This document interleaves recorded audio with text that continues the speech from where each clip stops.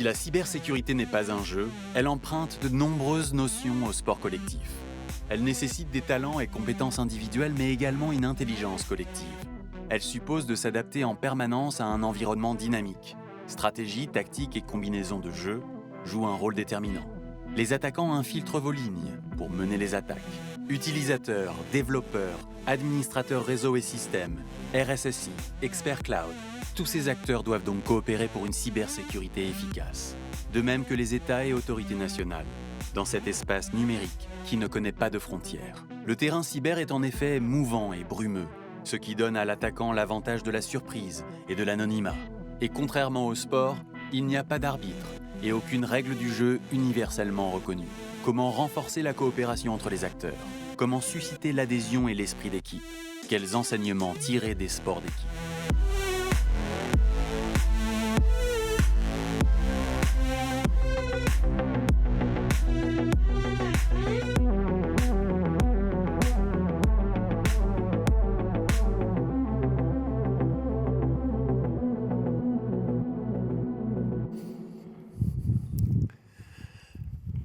Bonjour à toutes, bonjour à tous et bienvenue à cette plénière thématique consacrée au sport, à la cybersécurité et au sport, au parallèle entre les deux. Bienvenue à vous qui êtes ici, bienvenue à vous qui êtes connectés en ligne et qui suivez cette plénière thématique en direct sur la chaîne YouTube InCyber et sur l'appli du FIC. Que vous soyez connectés en ligne, que vous soyez ici, comme à chaque fois, je le répète, vous avez des boîtiers de traduction simultanée qui sont à votre disposition à l'entrée de la salle et puis en ligne. Vous choisissez votre canal et vous avez la langue souhaitée. Je vous invite, comme à chaque plénière, à réagir, envoyer vos commentaires sur le hashtag FIC 2022 sur Twitter. Et puis nous avons, cette fois encore, notre dessinateur Gilles Rapaport qui est avec nous et qui va commenter, suivre et nous donner son regard sur les propos que nous échangeons. J'ai le grand plaisir d'être ici sur scène avec vous et de recevoir beaucoup m'ont fait part de leur jalousie, oui, de leur jalousie à être ici. J'ai le plaisir de recevoir maintenant sur scène, puisqu'on parle de cybersécurité et de sport, j'ai le plaisir de recevoir un sportif émérite et de l'inviter sur scène. Je demande d'accueillir M. Serge Betsen.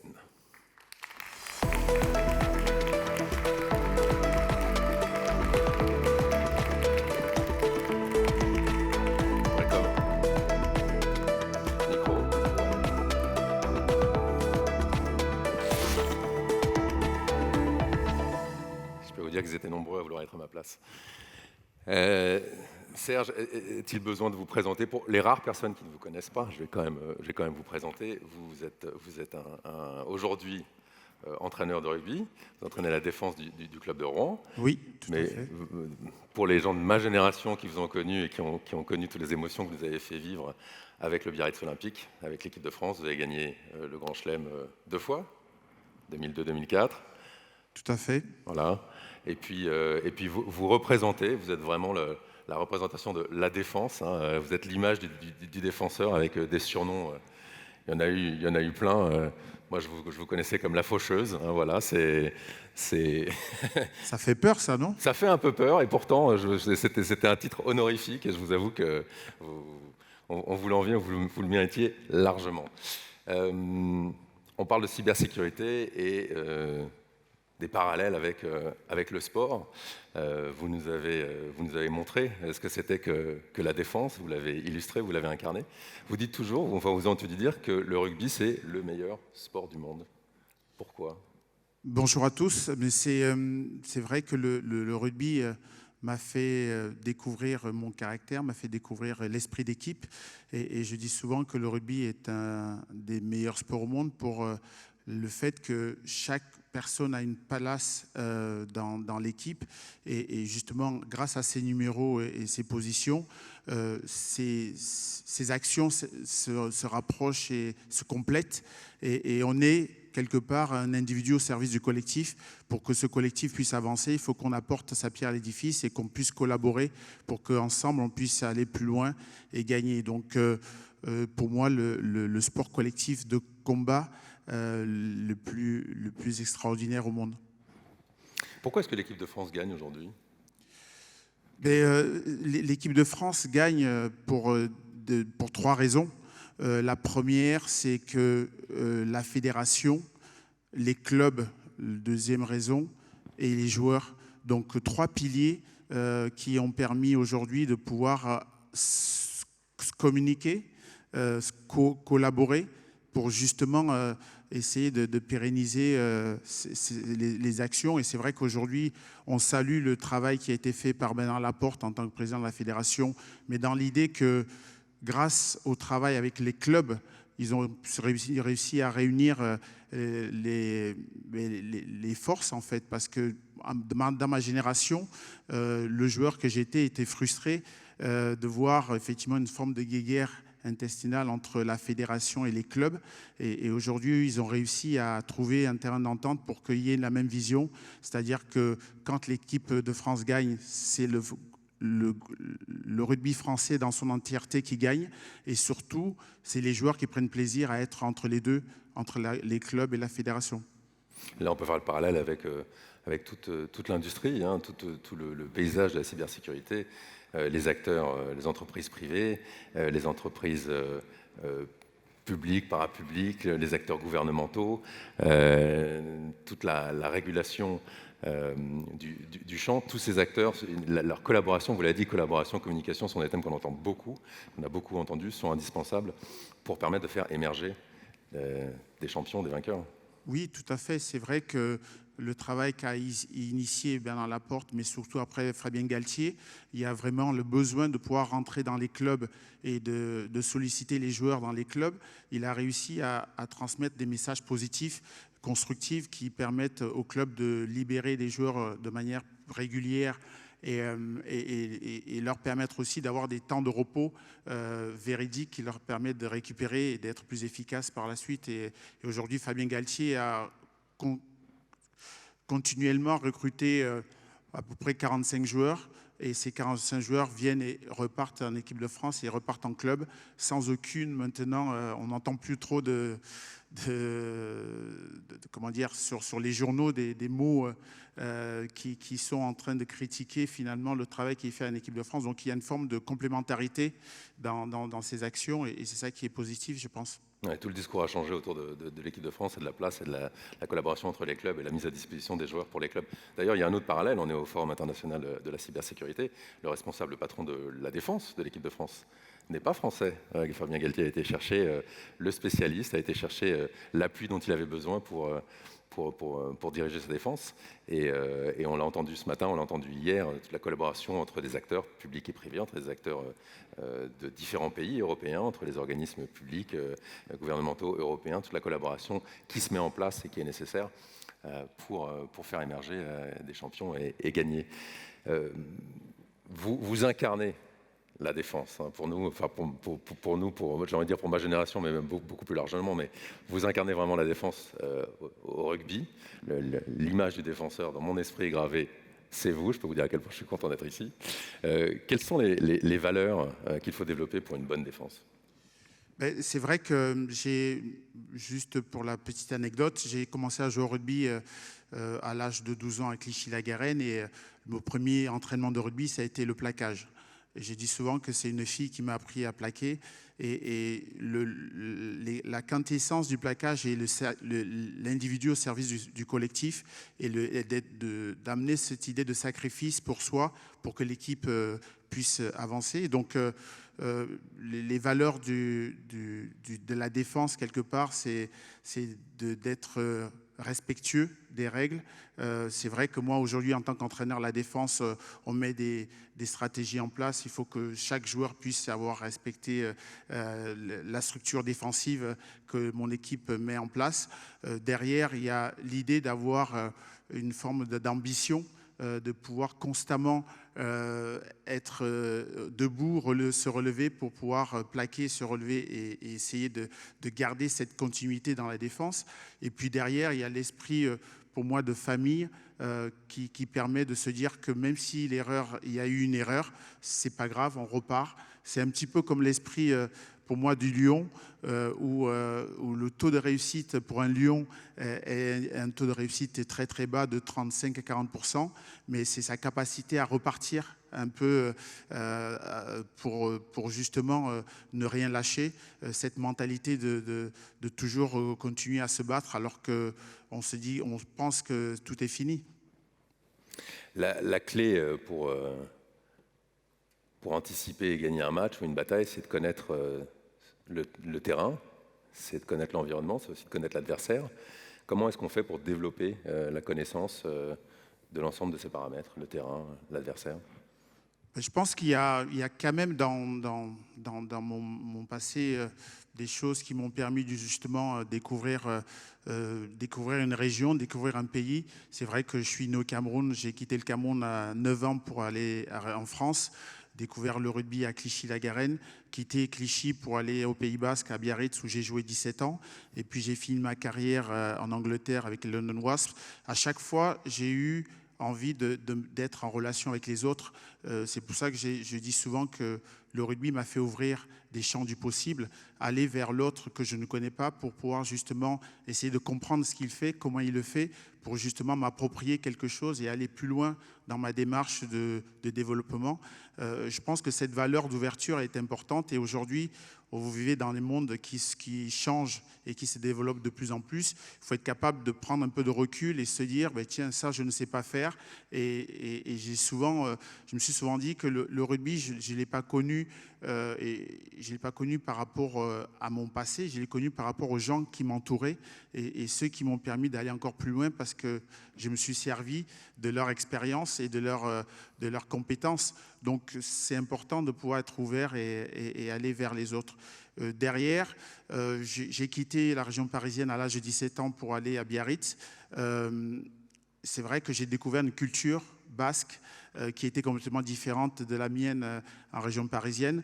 J'ai eu besoin de comprendre un peu cette culture avant de pouvoir m'installer à Biarritz pendant 17 ans. Et c'est vrai qu'encore une fois, j'ai voulu aller chercher des aspects qui me permettaient d'être bien dans ma tête et dans mon corps, dans la région dans laquelle je venais d'arriver pour justement mieux me réaliser. Donc, encore une fois, il y a cette idée d'aller vers les autres. Et ça, c'est une constante qui, moi, m'a permis d'être ce que je suis aujourd'hui. Ça a été la même chose quand j'ai quitté Biarritz pour aller en Angleterre, avec cette double culture, justement, qui est complètement... alors qu'on parle du même sport, on a les mêmes règles, mais elles sont appliquées de manière différente d'un pays à l'autre. Et ça, c'est très riche et je me suis enrichi de ça pour pouvoir justement me dire que mon sport, comme dans la vie et comme dans la cybersécurité, il faut être capable de pouvoir justement s'ouvrir aux autres. Encore un parallèle avec la cybersécurité auquel je n'avais pas pensé. Vous avez cité l'exemple du lion, la résilience du lion. Comment est-ce que vous avez fait, comment est-ce qu'on fait pour tirer parti d'une défaite ? Bonne question. Les défaites nous permettent de rebondir quand on prend conscience des aspects que l'on peut modifier. C'est vrai que j'ai une petite histoire. C'est mon premier tournoi des 6 nations en 2000. J'ai eu ma première sélection en 97. De 97 à 2003 ans, c'est l'enfer pour un athlète de haut niveau qui ne sait pas pourquoi il a été sélectionné, mais qui ne sait pas pourquoi il va être sélectionné par la suite. Et j'ai eu 3 ans à me dire est-ce que je reviendrai en équipe de France un jour. Et quand ce jour est arrivé, c'était en 2000. Et je joue contre le Pays de Galles, ma deuxième sélection. Je suis remplaçant, je rentre, on gagne le match, je suis content, je suis l'homme le plus heureux du monde. Et ma 3e sélection, c'est le crunch au Stade de France. Angleterre. Et je suis remplaçant, je rentre à nouveau, au bout de 1 minute 30, je prends un carton jaune. Bernard Laporte dira que tant qu'il sera entraîneur de l'équipe de France, je ne jouerai plus en équipe de France. Et c'est vrai que ce carton jaune, je dis souvent que ce carton jaune m'a fait changer de niveau de jeu, parce que j'ai pris conscience à ce moment-là qu'il fallait que je me réinvente, il fallait que je développe de la résilience pour pouvoir un jour me dire que je jouerai régulièrement en équipe de France. Et donc, j'ai fait beaucoup de travail sur moi, sur ma capacité à gérer mes émotions, ma capacité à développer mes skills comme pour vous dans la cybersécurité, il y a des nouveaux aspects que l'on ne connaît pas, mais il faut aller les chercher pour développer ces compétences. Et 2 ans plus tard, en 2002, l'équipe de France gagne le premier Grand Chelem des 6 nations. Et encore aujourd'hui, on me parle toujours de ce match contre Johnny Wilkinson qui a été pour moi le match révélateur de passer du carton jaune à cette victoire. Donc on peut se relever. Je pense que chacun d'entre nous, on a des moments de difficulté, des moments difficiles, mais à chaque fois, il faut pouvoir y croire et pouvoir se donner le maximum de moyens pour rebondir et aller de l'avant. Je crois que les parallèles avec la cybersécurité, tout l'écosystème, l'environnement avec lequel on est sont évidents. Serge Betsen, merci beaucoup de nous avoir donné l'occasion de vous recevoir ici sur le FIC et de débuter cette plénière avec vous. Merci beaucoup. Merci. Bonne continuation. Merci. Je vous propose de continuer cette plénière et je vais inviter nos panélistes à venir me rejoindre sur scène.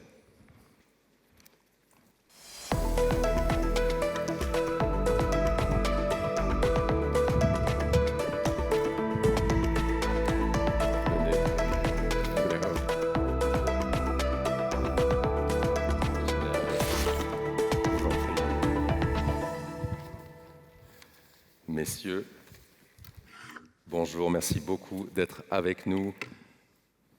À ma droite, tout au bout, le général Jean-Philippe Lecouf, vous êtes directeur exécutif adjoint des opérations d'Europol. À vos côtés, Farid Ilikoud, qui est le responsable de la sécurité des services d'information de Decathlon. Et à ma droite, Laurent Sellerier, vice-président exécutif technologie et marketing de Orange Cyberdéfense.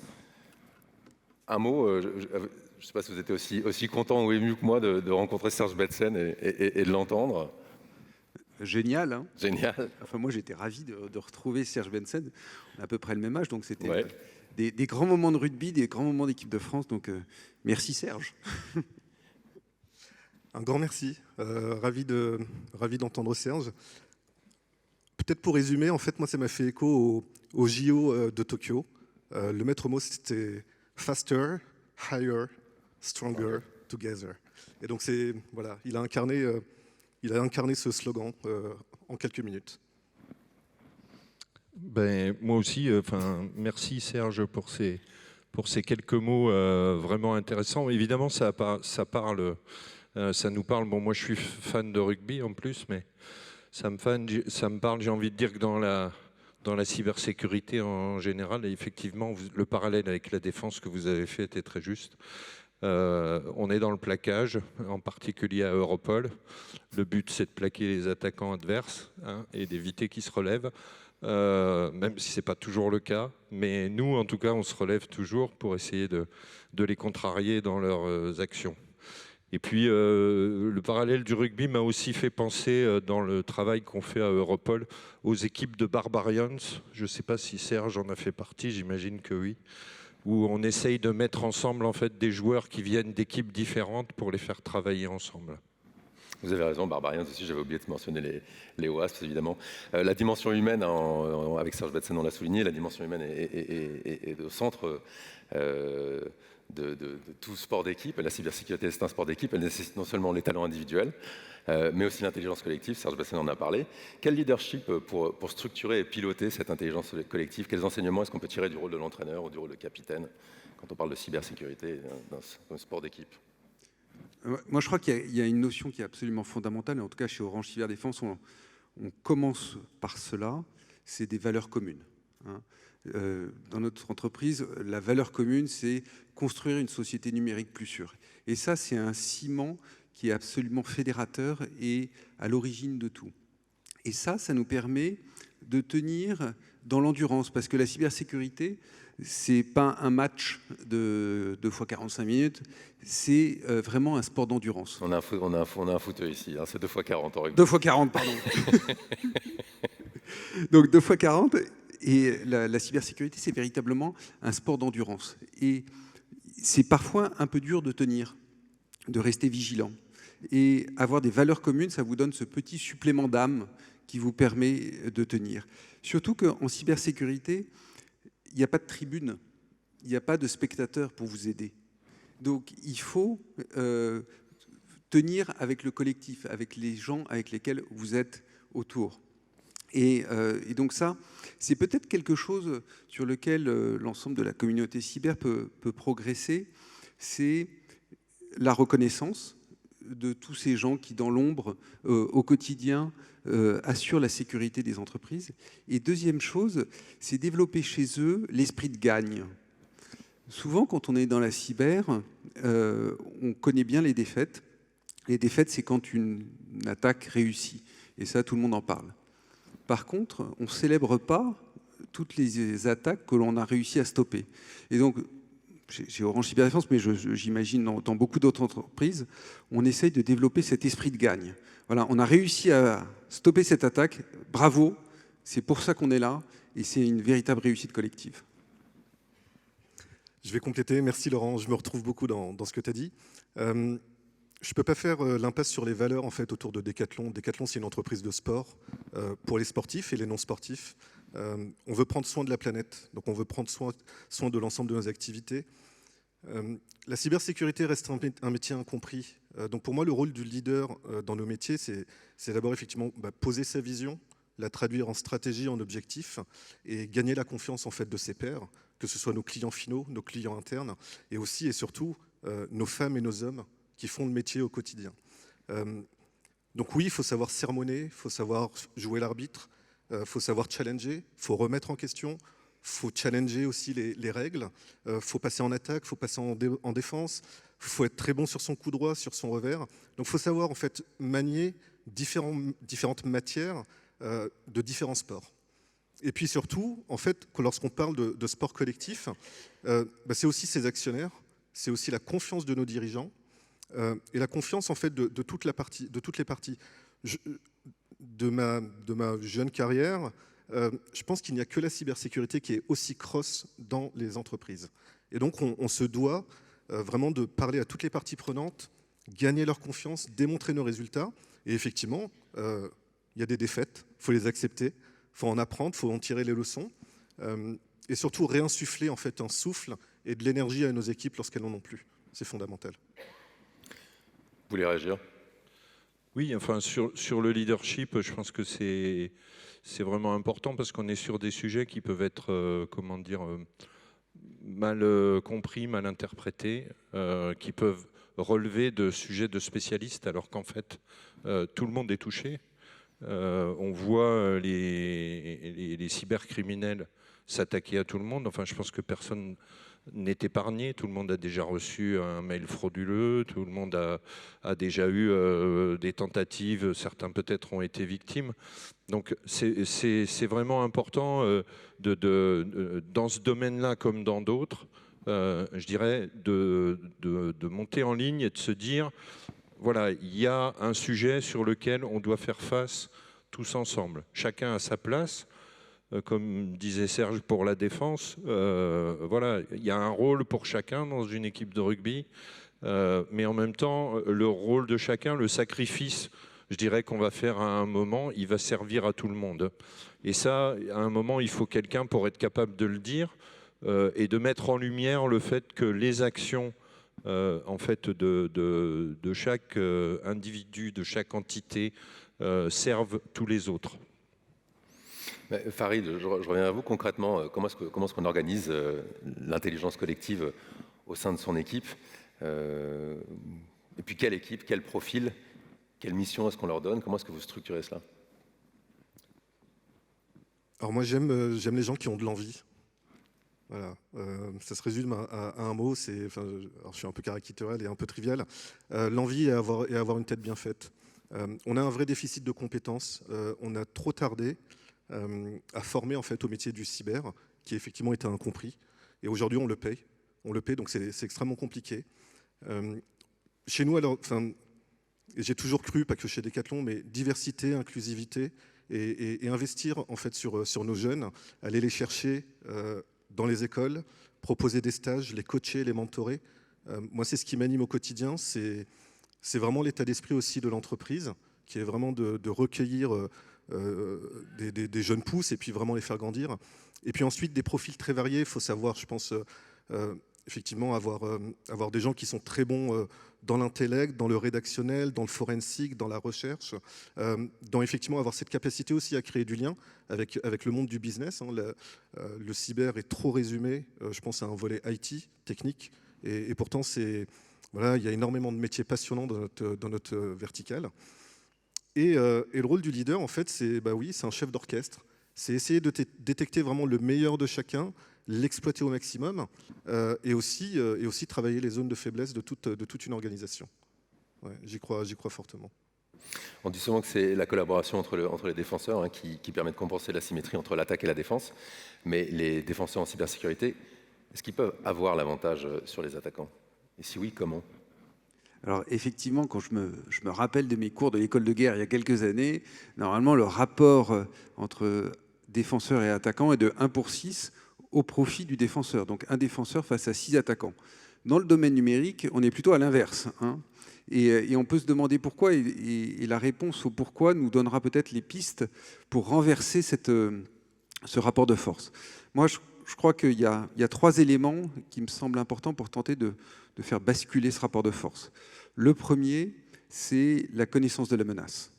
Au début était la menace. Si vous ne connaissez pas la menace, vous taperez dans le vide et vous n'arriverez pas à vous défendre. À réussir à bloquer de manière quasiment immédiate toutes les nouvelles formes d'attaque, c'est un enjeu absolument fondamental pour épuiser l'attaquant.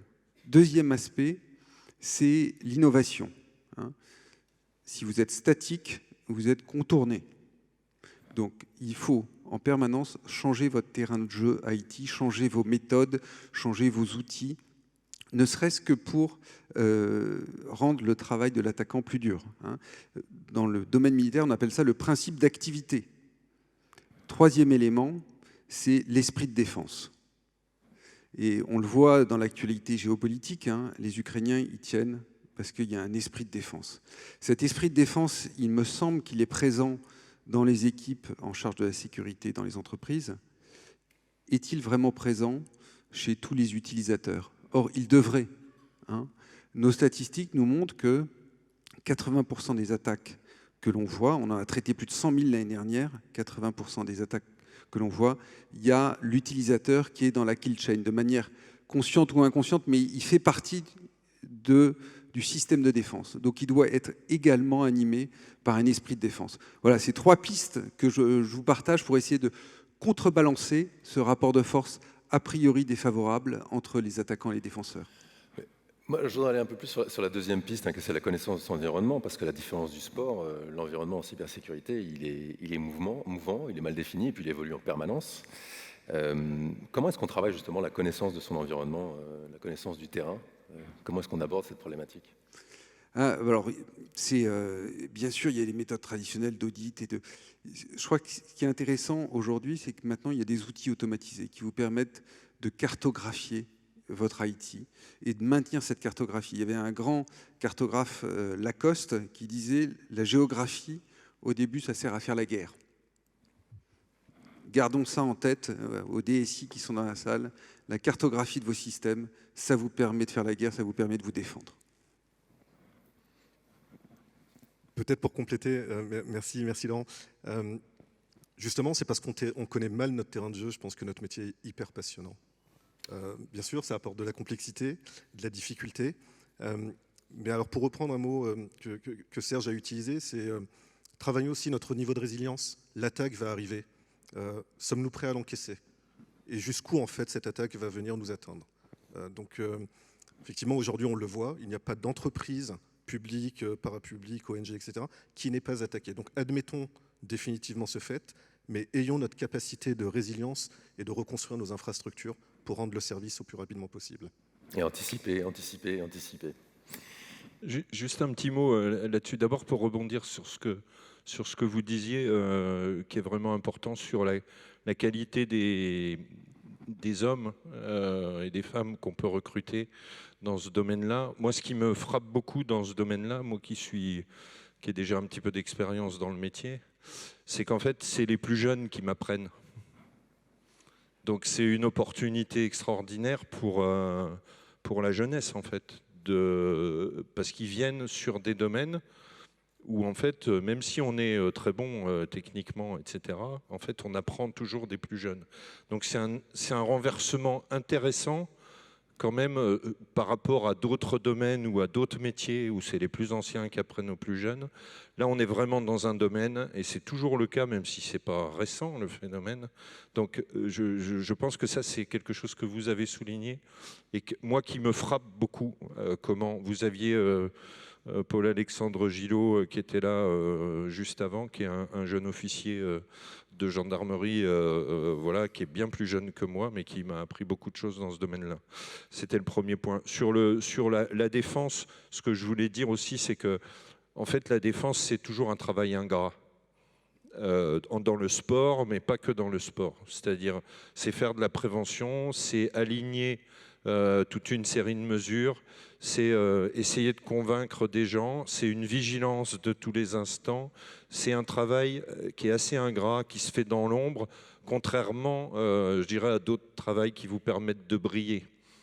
Pour autant, c'est un travail important sur lequel l'abnégation doit être reconnue à un moment et travailler. Et je pense pour gagner, je dirais, un avantage sur les attaquants, il ne faut pas hésiter à faire ce travail qui peut paraître ingrat et puis à valoriser les gens qui le font. Justement, sur le thème de la connaissance du terrain, la connaissance du paysage et des menaces, je vais inviter à me rejoindre sur scène pour un échange Alex Mocher, qui est le vice-président des ventes et la mise en œuvre globale d'Armis. Alex Mocher, please come on stage.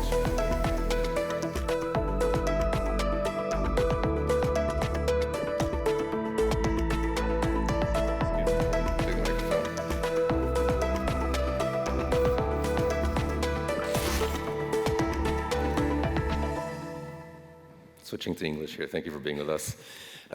Merci pour être avec nous. Alors, on parle du sport, on parle de la sécurité. Quel est le sport que vous jouez? Quel est le jeu que vous faites? Donc, c'est une question bien difficile. Donc, avant tout, je veux vous remercier pour m'avoir invité ici aujourd'hui.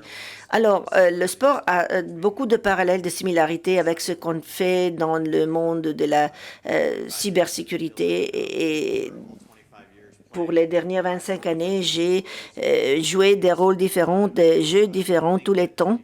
Et donc, je pense qu'il y a des similarités entre le sport et la perspective cyber sont là. Donc, il faut comprendre ton ennemi et il faut comprendre la nature qui change de ton ennemi, de ton opposante. Tu dois développer au mieux de tes capacités de jouer ton rôle. Quand ton opposant ne le fait pas, tu as toujours encore à jouer ton rôle et à être sûr que tu fais de ton mieux pour protéger ton organisation ou tes organisations et pour jouer ton rôle au mieux que possible. Et donc, dans ce parallèle entre sport et cybersécurité, quelle est la chose la plus importante sur laquelle vous allez vous focaliser? Quel type de focus vous avez? Donc, les faiblesses ou les faiblesses à vous ou les forces, les points de force de votre ennemi? Donc, il y a aussi un autre parallèle. Oui, vous avez raison. Il faut avant tout, comprendre les sports quand on joue. Et il faut être préparé à s'opposer à un adversaire qui est de la taille. Et donc, oui, je savais déjà. Mais comme vous le voyez dans tous les sports, et même dans une perspective cyber, votre adversaire est meilleur et plus sophistiqué que vous, toujours. Vous connaissez votre adversaire, mais vous ne savez pas ce qu'ils font à l'intérieur de leurs organisations et ce qu'ils vont faire maintenant. Donc, il faut se focaliser sur ce que vous connaissez à propos de votre organisation à vous. Quelle visibilité vous avez? Quel point vous avez, par exemple, les infotrades? Est-ce que je comprends la gamme tout entière? Est-ce que je comprends les assets de toute mon organisation? Et est-ce que je sais comment protéger mon organisation?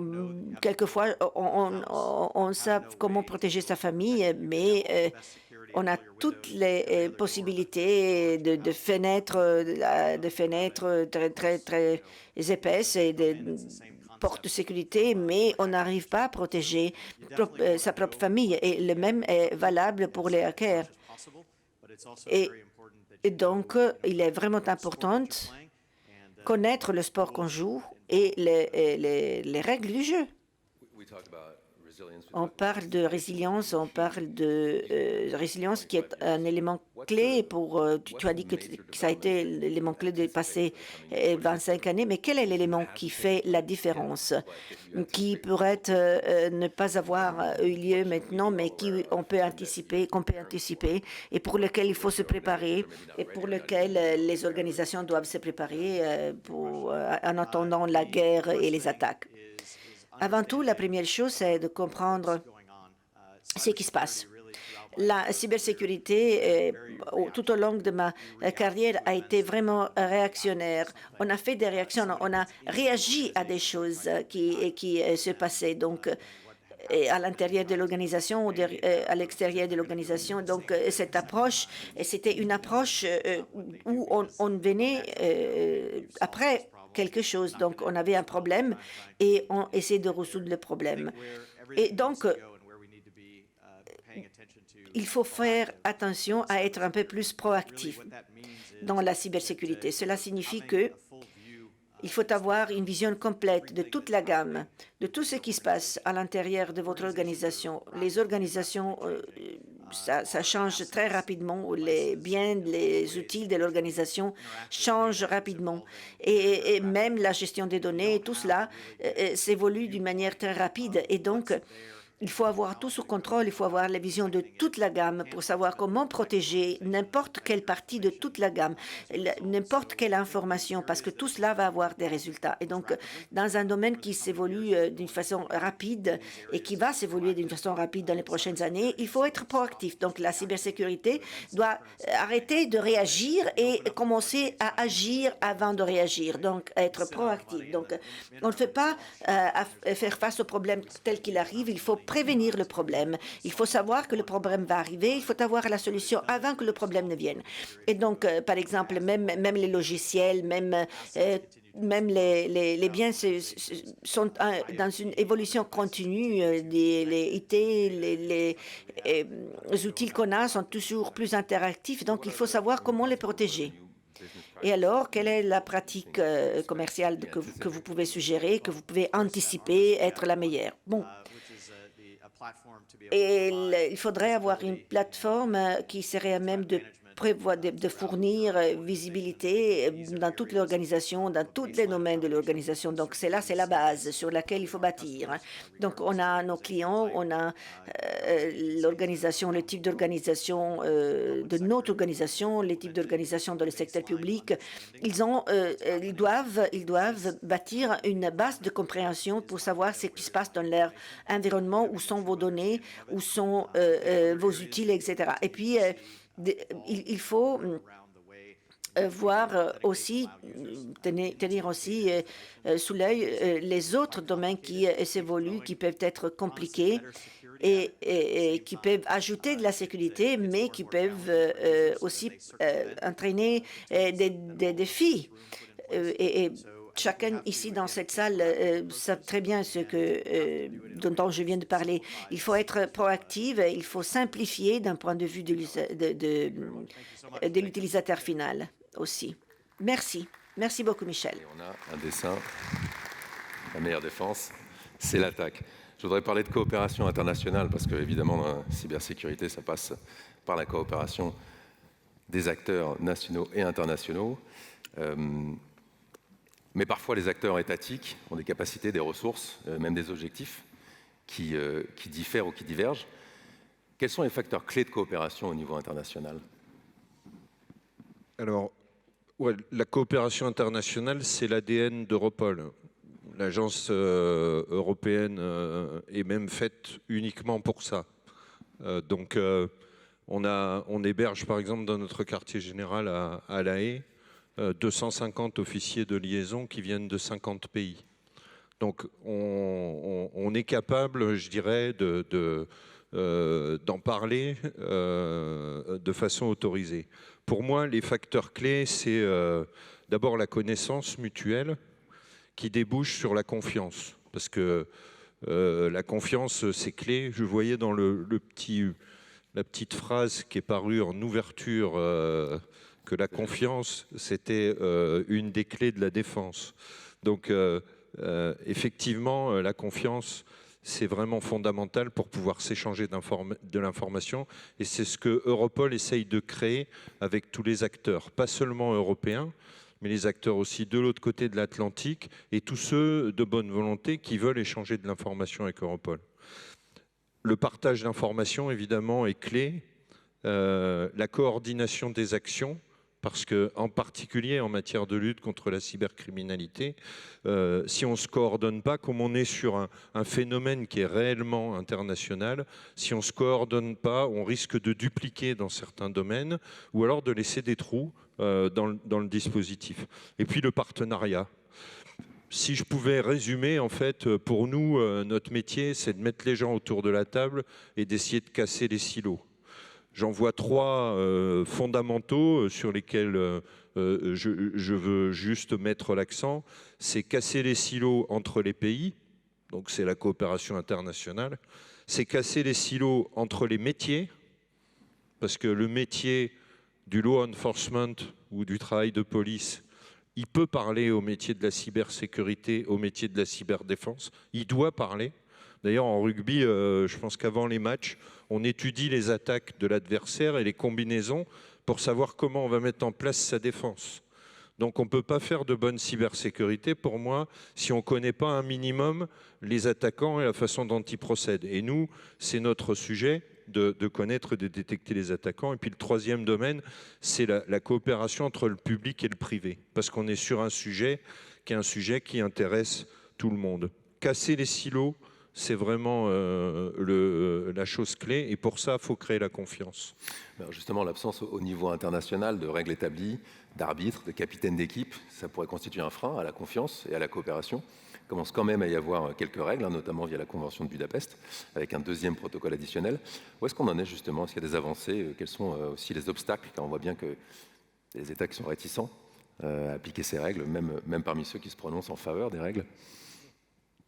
Alors évidemment, en tant que gendarme et law enforcement, je valorise beaucoup la règle. C'est un petit peu mon métier. Au niveau international, on a quelques règles, par la Convention de Budapest, entre autres. Il y a ce protocole additionnel qui est en négociation. Pour nous, il représenterait un grand pas en avant en matière de coopération internationale, d'alignement d'un certain nombre de règles. On a des sujets européens aussi, pour aligner les règles au niveau européen le plus possible. Ce sont des discussions compliquées. Il ne m'appartient pas de juger où est-ce qu'elles en sont et comment elles évoluent. C'est clair que depuis la fin du mois de février, on n'est pas sur un environnement très favorable à trouver des accords internationaux. Mais on en a vraiment besoin du point de vue du praticien. Nous, ça nous aiderait beaucoup. Non seulement à Europol, mais je pense dans tous les pays d'avoir des bases communes. Après, comme je le disais, c'est pas pour ça qu'on reste les bras ballants en train d'attendre. On crée les conditions en contactant les acteurs, en essayant de créer la confiance, parce que même s'il n'y a pas des règles qui forcent les gens à coopérer, personne ne les en empêche non plus. C'est pas parce qu'ils n'y sont pas forcés, que ce soit le monde de l'entreprise, que ce soit les acteurs étatiques, on a toujours la capacité de décider de ce qu'on veut faire. Et décider de coopérer, décider de s'ouvrir, décider d'échanger des informations, c'est quelque chose, c'est une décision clé pour pouvoir, encore une fois, sous une forme d'abnégation, en fait, contribuer à la défense de tout le monde. C'est ce qu'on essaye de faire à Europol. Qu'est-ce que vous faites au-delà du partage d'informations, justement, pour provoquer, pour promouvoir cette coordination? Alors, par exemple, bon, dans le domaine du soutien aux investigations, on a des dispositifs de coordination. On est capable de fournir de l'expertise, de très haut niveau dans certains domaines, les crypto-monnaies par exemple, pour les tracer. On a une plateforme de déchiffrement au niveau de l'Union européenne qui a une puissance de calcul très intéressante pour déchiffrer des données qui sont dans des matériels qui ont été saisis dans le cadre d'enquêtes judiciaires. Ce n'est pas une plateforme, je le précise, parce qu'il y a des fois des confusions là-dessus. On n'intercepte aucune communication. C'est une plateforme sur des téléphones ou des ordinateurs qui sont saisis dans le cadre de dossiers judiciaires dont on cherche à craquer les mots de passe. Je referme la parenthèse sur ce sujet-là, mais ça mérite quand même d'être dit parce que des fois, on lit des choses qui sont très loin de la réalité concernant Europol. Donc, je disais, c'est fournir donc ce service. Et puis, dans le domaine du partenariat public-privé, depuis longtemps, depuis 2013, Europol a créé des groupes consultatifs, advisory group. On en a 3 sur 3 domaines principaux: les banques, les télécommunications, la cybersécurité. On a plus de 70 partenaires, on a 30 accords, des sortes de MOU, enfin de Memorandum of Understanding, avec un certain nombre d'organisations publiques, privées, sur lesquelles on se consulte, on échange de l'information et on essaye justement de casser ces silos de façon à pouvoir échanger de l'information, nous, de l'information qu'on a dans la mesure où on peut la partager, et puis les autres aussi, pour essayer de se tenir à jour, de savoir où est-ce qu'on en est, et de créer, encore une fois, la confiance pour travailler là-dessus. On a fait, par exemple, on a produit des documents suite aux menaces cyber qui sont issues de l'agression russe en Ukraine. On a créé des documents à partir d'informations recueillies à la fois chez nous, mais aussi de partenaires privés, qu'on a diffusés à toute la communauté, parce que notre sujet, c'est effectivement d'essayer de faire en sorte que les gens travaillent ensemble, de les amener autour de la table pour partager les informations. J'allais justement rebondir sur ce que vous disiez. Vous avez introduit cette question de la coopération avec les acteurs privés, justement, que des acteurs publics ne peuvent pas ne pas initier, soutenir, développer. Quels autres exemples, quels autres retours de coopération avec des acteurs publics et privés à l'échelle internationale, au-delà de l'exemple que vous venez de donner récent avec l'Ukraine? On a plusieurs autres initiatives. Par exemple, on conduit des journées d'action, on appelle ça Action Days en anglais, sur certains domaines. On en a une, par exemple, qu'on fait depuis plus de 7 ans sur ce qu'on appelle les money mules.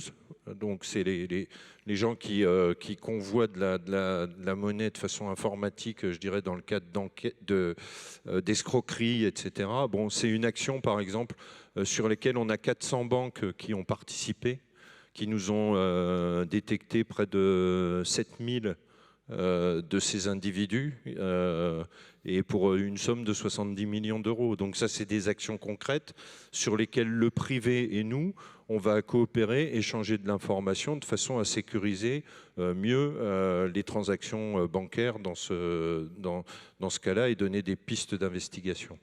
Voilà, donc moi, si j'ai qu'un message qui devait être retenu, c'est celui-là. Il faut sortir de son monde, je dirais, et essayer de s'ouvrir. Le FIC en est une occasion magnifique.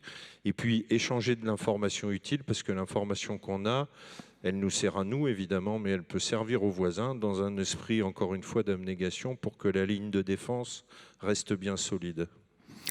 Au niveau national aussi, au niveau international, mais au niveau national aussi, il y a la coordination entre les acteurs publics et privés.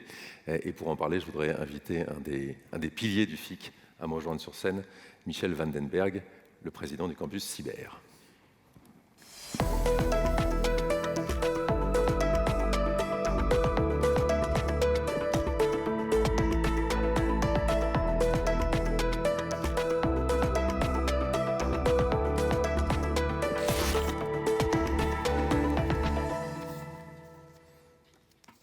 Alors j'ai envie de dire, je dis un pilier du FIC, parce qu'il n'y a pas de FIC sans Michel Vandenberg.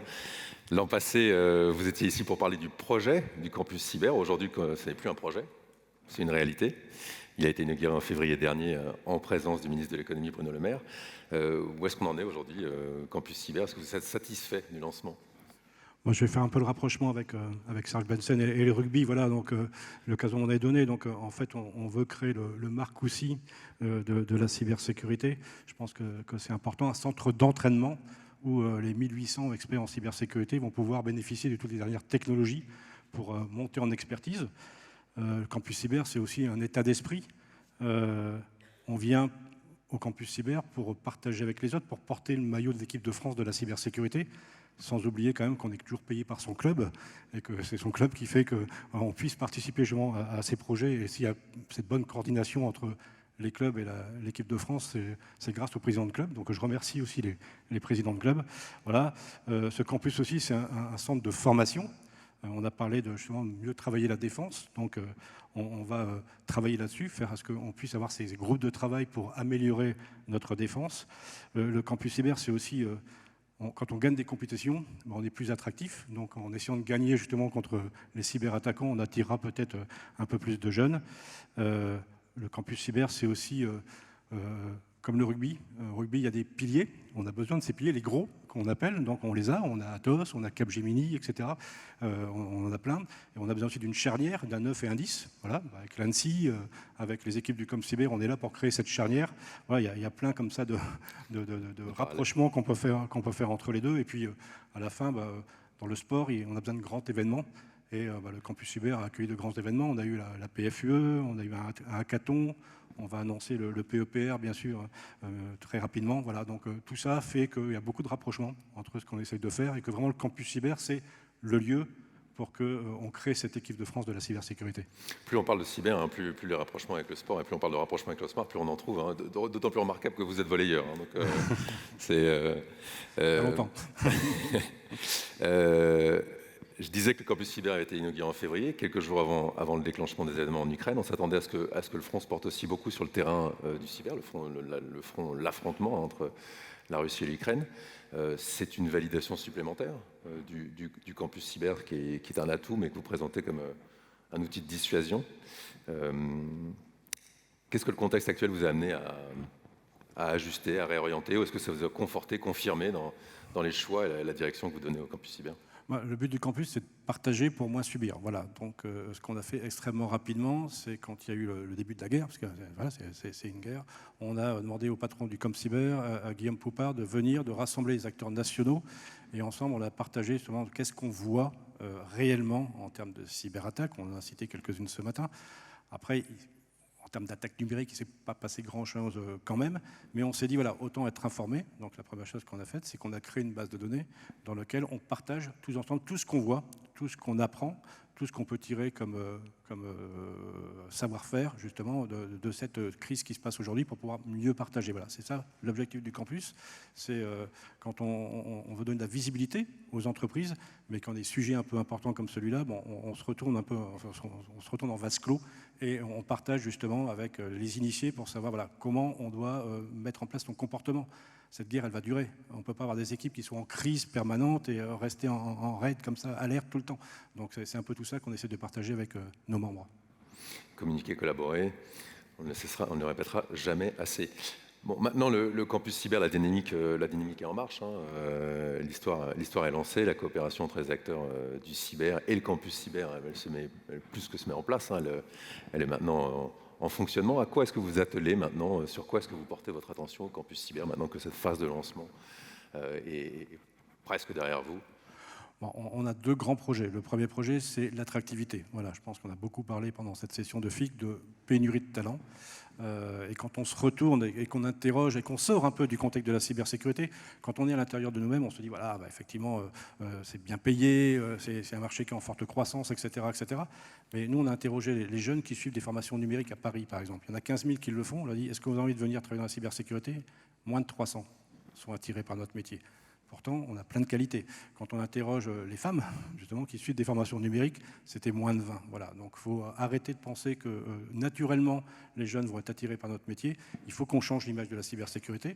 Donc, la première chose qu'on a faite, c'est de signer un partenariat avec le ministère de l'Éducation nationale pour aller à la rencontre des jeunes le plus tôt possible, au niveau du collège, en formant les professeurs à ce qu'est le métier de la cybersécurité. Quand vous interrogez des jeunes enfants, ils veulent tous faire pompiers, gendarmes, sages-femmes, infirmières, parce que c'est un métier qui a du sens. notre métier, il a énormément de sens. Voilà. Par contre, il est peu connu. Donc on doit changer vraiment cette image. Sinon, on souffrira d'une pénurie d'experts et on ne saura plus protéger les entreprises. Et le deuxième point, on a énormément de pépites en France. On est une belle nation de la cybersécurité. Il faut savoir les garder, il faut savoir les aider justement à l'international. C'est aussi de créer cette vitrine pour justement faire à ce que les entreprises françaises puissent vraiment jouer au niveau international. Et que les enfants disent qu'ils veulent devenir cybersecurity manager. Vous êtes inspiré pour le campus cyber de ce qui se faisait déjà de mieux. Hein. Je pense au Cyberspark à Bercheva, je pense à Kosovo, je pense aux États-Unis. À la différence d'eux, toutefois, vous accueillez sur le campus cyber non seulement des entreprises du secteur, des acteurs publics, mais aussi des clients finaux, hein, ces entreprises qui vont utiliser, qui vont bénéficier de cet écosystème. C'est ça la French Touch, c'est ça une des grandes avancées du campus cyber par rapport à ce qui se faisait avant. Exactement, et c'est ça dont on doit être très très fier. Voilà, on a encore une fois été innovant. Voilà, la feuille de route qui m'a été fixée par le président de la République, c'était je veux un Bercheva à la française. Alors bon, voilà, on peut en tirer tout ce qu'on veut, voilà, et on l'a fait, puisqu'effectivement on est le seul campus au monde qui accueille des bénéficiaires, des clients finaux qui sont venus travailler avec l'ensemble de l'écosystème. À Bercheva, on retrouve des startups, on retrouve l'État, les militaires, on retrouve pas mal des étudiants, mais il n'y a pas de clients finaux. Voilà. En Skolkovo, encore moins, en tout cas, moi, je ne sais pas maintenant parce que je ne peux plus y aller. Et aux États-Unis, c'est pareil. Nous, on a 50 entreprises, de grandes entreprises, qui ont dit on va mettre des experts pour travailler avec l'ensemble de l'écosystème. C'est franco-français, c'est la French Touch, et j'en suis extrêmement fier. Bah écoutez, merci beaucoup. J'espère vous accueillir ici l'année prochaine pour savoir comment ça va se dérouler l'année pour le campus cyber et les avancées. Merci beaucoup. Avec grand plaisir. Bonne soirée à tout le monde. Merci.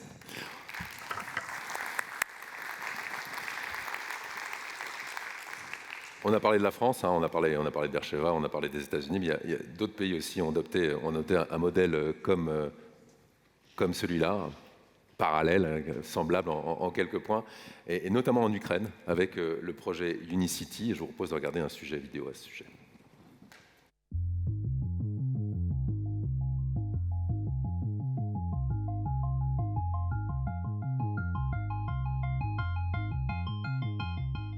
Unicity est né d'une vision, c'est que l'Ukraine voit trop de ses talents tech partir.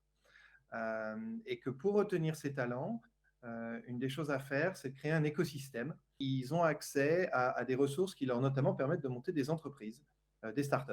Cette vision-là, on l'a traduit en créant un endroit, un lieu, qui s'appelle donc Unicity, sur lequel vous allez trouver tout ce dont vous avez rêvé pour faire partie d'un écosystème de tech.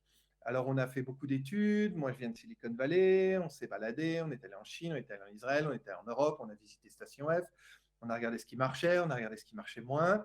Et puis, on a fait ça à la sauce ukrainienne. Ça veut dire une école de code avec 1000 étudiants. Ça veut dire des accélérateurs, un avec UC Berkeley, un avec Cornell. Ça veut dire des incubateurs, ça veut dire des fonds d'investissement, et notamment le fonds ukrainien, Ukrainian Startup Fund. Ça veut dire des événements, plein d'événements, et puis évidemment des boîtes, donc des startups, des grands groupes. Microsoft a son siège chez nous, Bolt, Snapchat. Vraiment cette idée de recréer un écosystème où les gens peuvent se rencontrer, parce que ce dont on se rend compte, hein, c'est que l'innovation, elle arrive quand? Elle arrive quand les gens se rencontrent.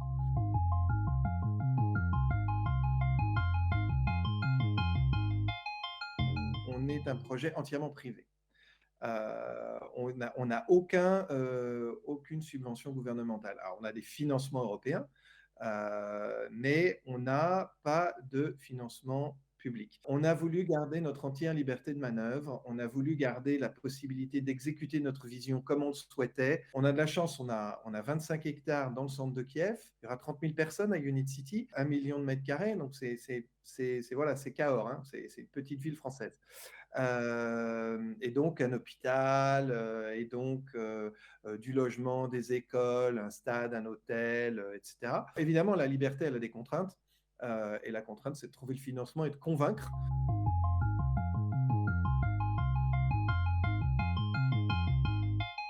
Objectif numéro 1, stopper la fuite des cerveaux. Objectif numéro 2, encourager l'entrepreneurship. La troisième chose qui est très importante pour nous, c'est un lieu. Je crois à l'importance de créer des beaux lieux qui sont inspirants, où on a envie de travailler. Et la 4e mission, c'est que ce lieu soit sympa avec l'environnement. Et parce qu'on veut avoir un impact.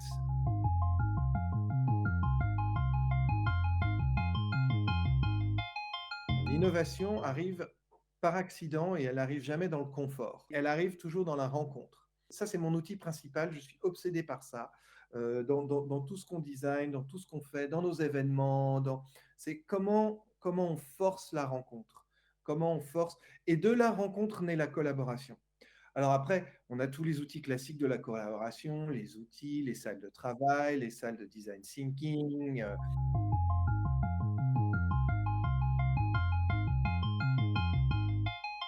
On a des liens avec d'autres hubs. On a des accords de partnership. On est très friand de tout ça. Une communauté, un écosystème qui n'est pas relié au reste du monde, ça devient assez vite stérile.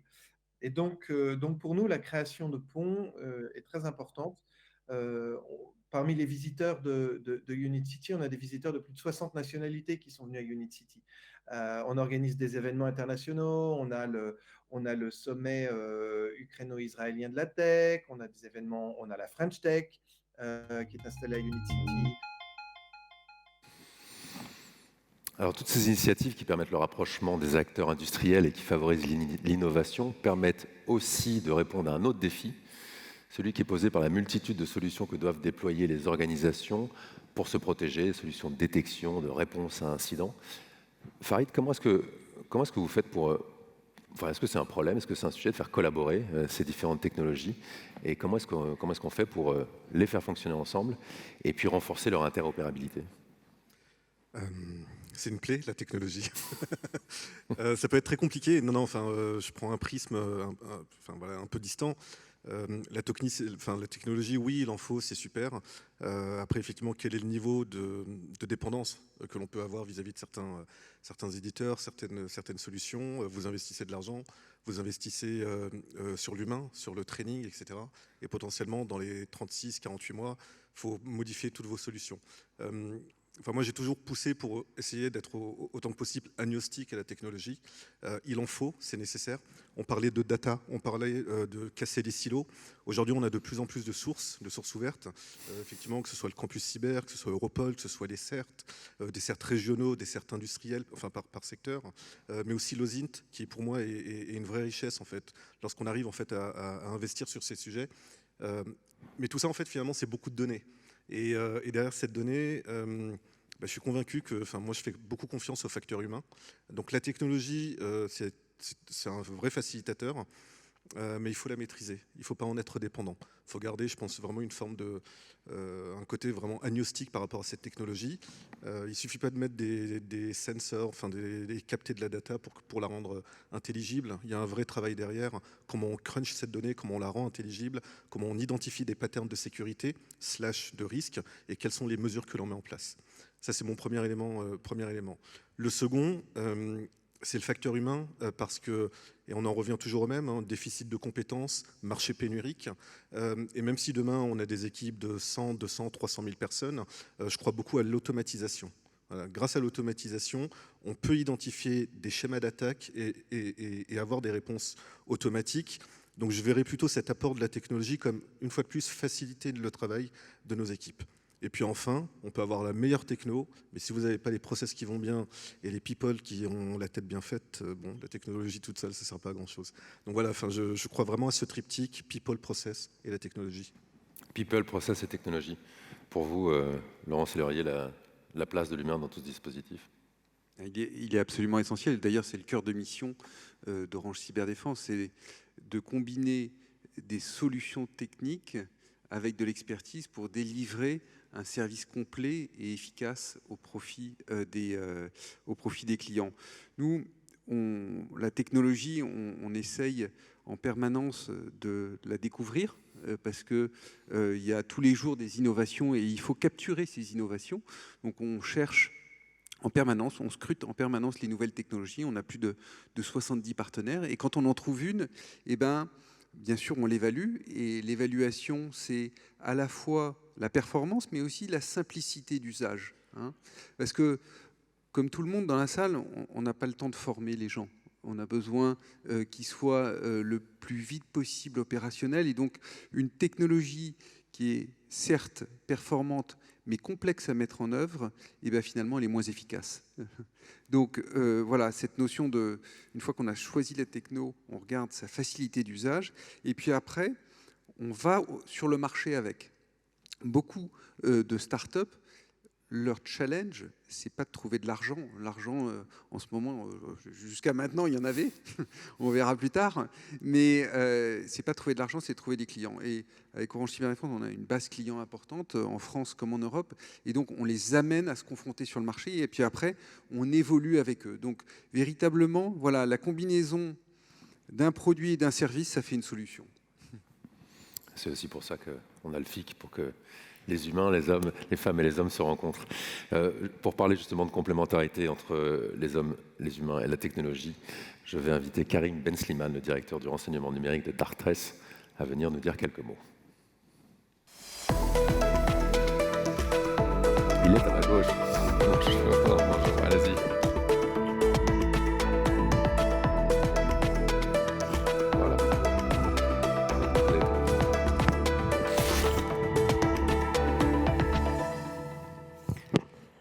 Bonsoir à toutes et à toutes. Je vous propose une petite immersion et un retour d'expérience sur l'utilisation de l'intelligence artificielle, notamment pour la protection d'événements internationaux et d'infrastructures sportives.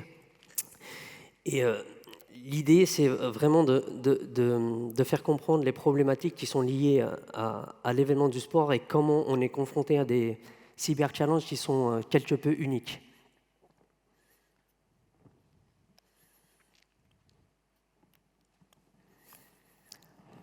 Alors l'industrie du sport, elle est ciblée de manière très fréquente sur des notions pour des raisons premières qui sont d'activisme, comme on a pu le voir sur les Jeux Olympiques de Rio ou Tokyo, où les retransmissions de broadcast ont été impactées, où des vols de données ont contribué à une exfiltration de plusieurs gigas de données de clients. Le deuxième aspect, c'est sur des notions de cyberterrorisme. Donc je dissocie bien l'activisme du cyberterrorisme, puisque la mince frontière entre le monde digital et le monde physique s'est dissoute comme la banquise. Je vous donne un exemple concret là-dessus, c'est que du fait de la notoriété d'un événement international comme une Coupe du Monde de football ou une Champions League, les cybercriminels ont compris qu'il y avait des enjeux qui sont géopolitiques, d'acteurs d'APT ou autres qui sont plus ou moins affiliés à des puissances étrangères, et qu'il est relativement simple, sans vouloir faire peur à l'auditoire, qu'il est relativement simple, par le biais d'une cyberattaque, de créer des problèmes physiques. Donc si je peux donner un exemple un petit peu alarmant, c'est de se dire, sur un stade ou un concert, par exemple, lorsqu'on a une jauge définie sur une pelouse qui est définie par des mesures de sécurité et de sûreté, bien entendu, et quand la pelouse ne peut accueillir que 10 ou 15 000 personnes, si les cybercriminels ont le potentiel d'attaquer la gestion de billetterie et de modifier ce qu'on appelle le site manifeste et de bypasser cette limite en liant ça avec le contrôle d'accès, en bypassant le fait qu'un billet peut potentiellement rentrer plusieurs fois, la cyberattaque qui est anodine et qui n'est pas très compliquée à mettre en œuvre devient tout de suite critique sur le terrain, puisqu'on est censé avoir 10 000 personnes sur la pelouse et on se retrouve potentiellement avec 30 000. Donc je vous laisse malheureusement imaginer les possibles conséquences. Le troisième aspect, c'est bien entendu l'aspect mercantile, puisque les cybercriminels ont très bien compris, du fait de l'exposition internationale et du fait du très peu de moyens pour pouvoir répondre dans un temps très court, si un événement international est impacté ou un stade est impacté par un ransomware, il y aura très peu d'autres options que de payer la rançon. Alors, je parle souvent d'un cyberparadoxe qui, avec tout le respect que j'ai pour vos industries respectives, qui est pour moi un cyberparadoxe, puisque protéger un stade ou des événements internationaux, c'est pour moi la chose la plus complexe, et j'ai pu le faire quasiment depuis une vingtaine d'années. Pourquoi ? Parce que d'un côté, on a une mission de protection de nos assets et de nos services, et de l'autre côté, on est forcé pour organiser l'événement et autoriser l'organisateur à pouvoir déployer le show, à autoriser des personnes inconnues, des sous-traitants, de sous-traitants, d'interagir avec les infrastructures même du stade ou de l'arène. Et dans la plupart du temps, on découvre les potentiels effets de bord le jour J. Donc je vous donne quelques exemples.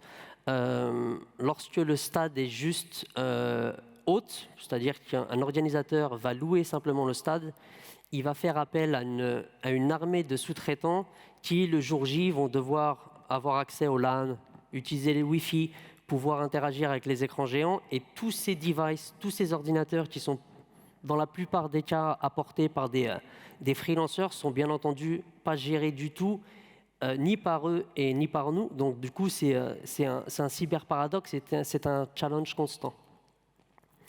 Le deuxième problème, c'est sur les aspects d'IT et OT. On a eu une révolution numérique. On est passé du monde analogique au non numérique. Donc, ce que ça a engendré, surtout dans l'aspect événementiel et dans les stades, c'est que tous les systèmes qui étaient dans le passé gérés par les services généraux ou les services techniques se sont retrouvés, du fait de la migration sur IP, à être exploités, gérés par les équipes informatiques. Donc, en termes de portfolio, de projets et de systèmes à gérer, c'est devenu exponentiel. Et avec une montée en compétences qui a dû se faire sur le tas.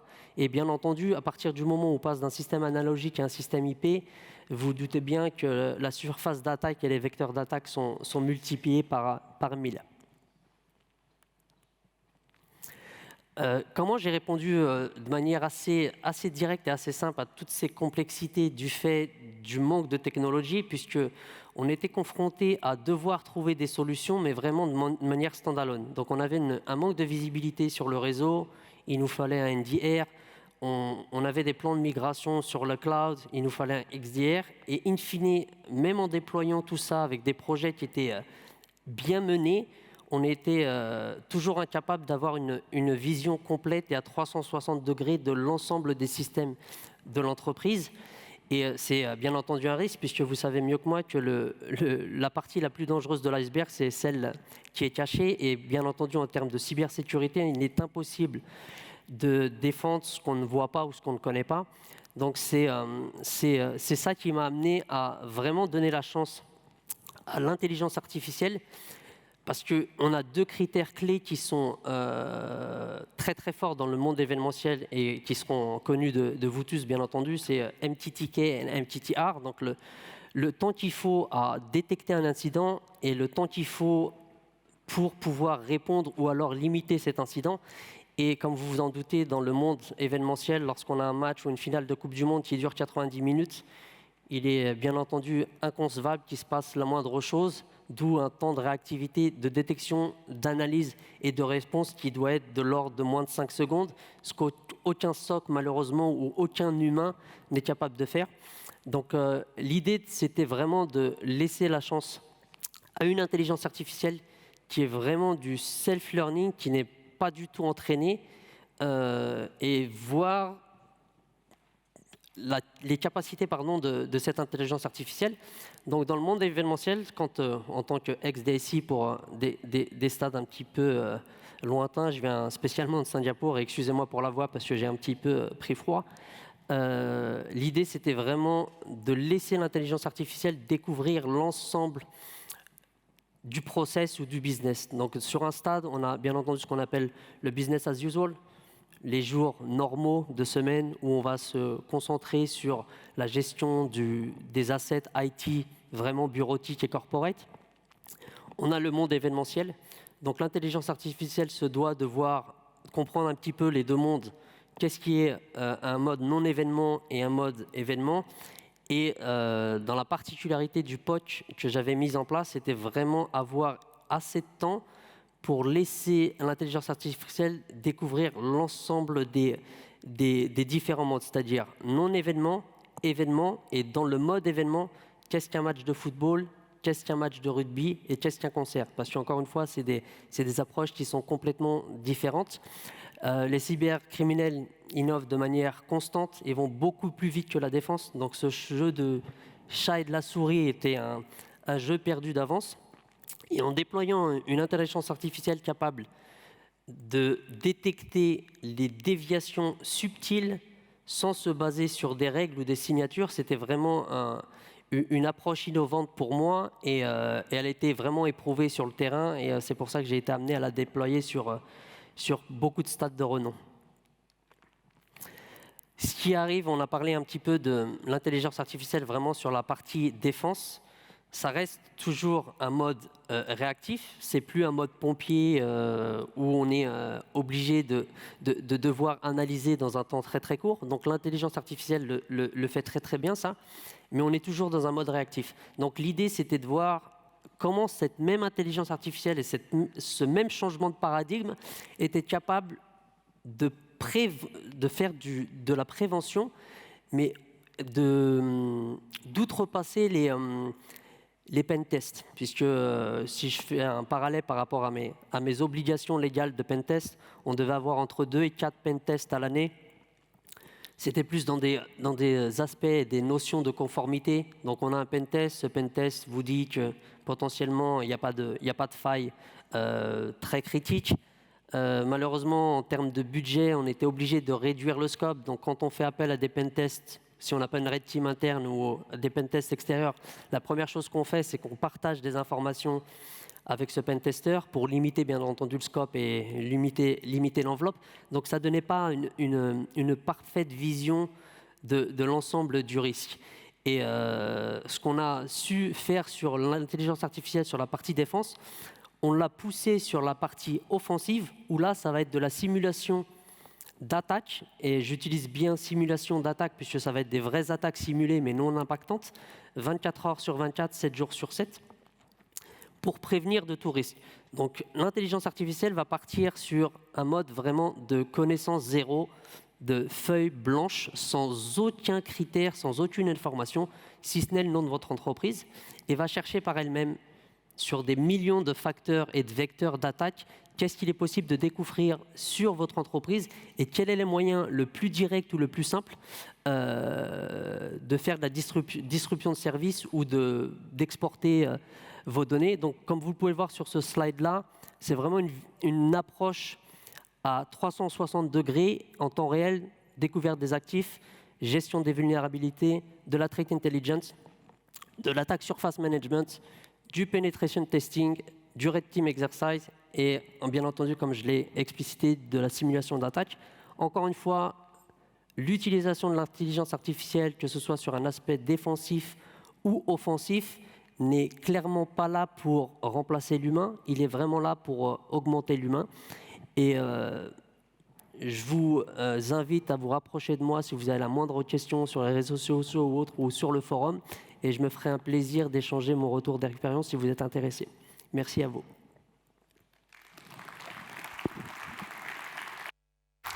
Merci beaucoup. Merci Karim Benzima, merci beaucoup. Et puis j'en profite, j'ai gardé mes panélistes, je vais remercier tous. En même temps, merci beaucoup messieurs d'avoir participé à ce panel. Merci Karim. Merci. Merci d'avoir participé à ce panel, merci pour votre participation, c'était vraiment très intéressant. On a un dessin pour clore notre panel. La cybersécurité est un sport d'équipe. Votre équipe est-elle prête? Messieurs, merci beaucoup. Je vais vous inviter à quitter la scène et je vais demander au général Boget, commandant de la gendarmerie dans le cyberespace, et à Zena Zarkour, CTO Atos Big Data et Cybersecurity, et présidente du jury du prix de la Startup FIC, de monter sur scène.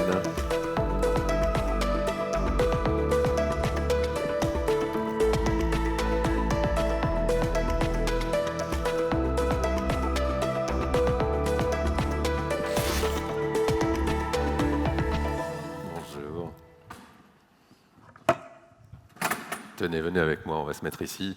Peut-être pouvez-vous nous présenter le prix de la Startup FIC. Exactement. Donc, bonjour à tous. C'est un plaisir de vous retrouver pour la deuxième année consécutive pour vous présenter et célébrer les lauréats du prix Startup du FIC.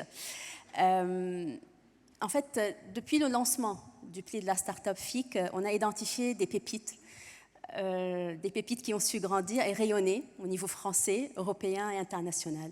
Je pense que cette année aussi, on a un bon opus de 4 startups. Par contre, on a amené des changements. Cette année, premièrement, on a ouvert le prix Startup du FIC aux startups européennes. En fait, vous avez entendu ce matin en plénière, la souveraineté numérique est un enjeu stratégique, mais pas seulement au niveau français, au niveau européen. C'était même au cœur de la présidence française pour l'Union européenne.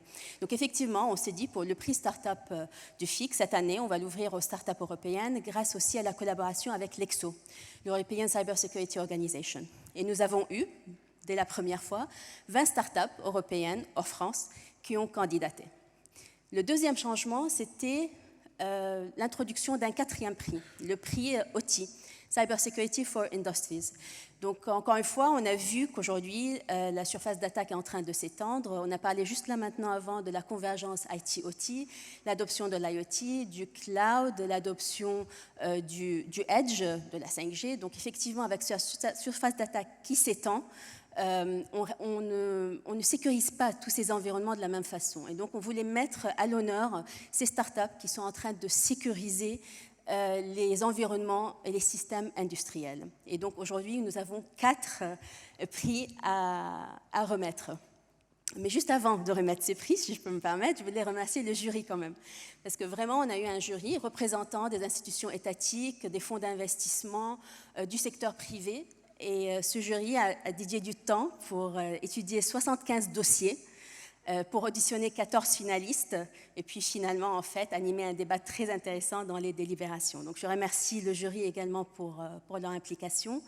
Et là, je pense qu'on est prêt pour... Oui, juste remercier, j'avais annoncé... Mon micro est coupé, voilà. J'avais annoncé le général Boget qui allait venir sur scène, mais le général Lecouf, très justement, m'a fait remarquer que la cybersécurité, c'est un sport d'équipe, et dans les sports d'équipe, il y a des remplaçants. Merci beaucoup d'être remonté sur scène avec nous. Peut-être que vous voulez appeler les lauréats à monter sur scène? Oui, bien sûr. Donc peut-être on peut avoir nos lauréats sur scène. Nos lauréats, sont-ils là, nos lauréats? Les 4 gagnants. Venez, venez.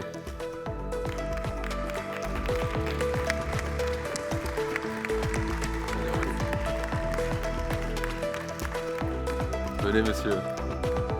Bravo. Bonjour, pardon. Alors, venez rester ici, pardonnez-moi, voilà, c'est les hôtesses qui vont venir. Venez, mettez-vous là dans la lumière, venez ici, vous la méritez. Pardon, voilà. Venez ici, monsieur. Ah, voilà.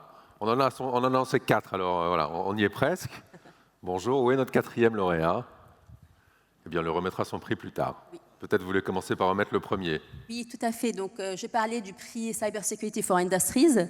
Donc, le gagnant du prix Cyber Security Industries est NanoCorp. Merci. Bravo.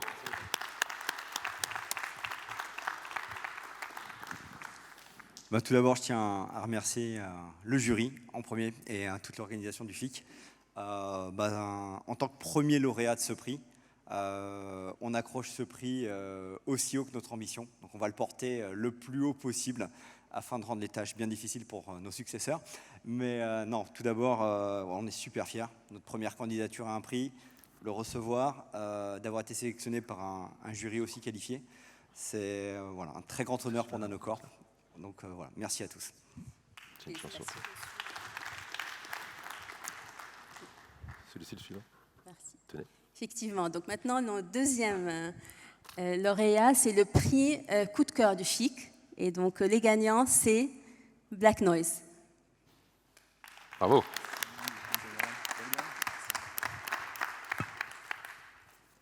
Ils sont très jolis. Je voudrais aussi remercier le jury, pas uniquement pour toute l'organisation et leur présence, mais aussi pour la qualité des échanges, qu'on a vraiment eu des discussions hyper intéressantes, des questions très pertinentes. Je voudrais remercier aussi le FIC pour toute cette organisation, pour la richesse des rencontres. C'est le 2e jour, on commence à sentir un peu le poids du nombre de discussions qu'on a eues. C'est très intéressant, très riche. Et féliciter aussi les autres vainqueurs, notamment nos camarades suisses, pour ce beau prix et cette belle compétition. Merci à tous. Bravo. Merci.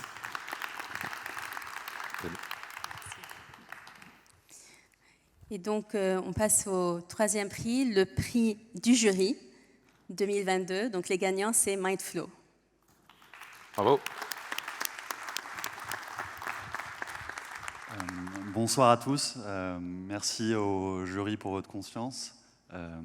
Mindflow, on est un SOAR, un orchestrateur no-code. On va libérer du temps aux analystes cyber.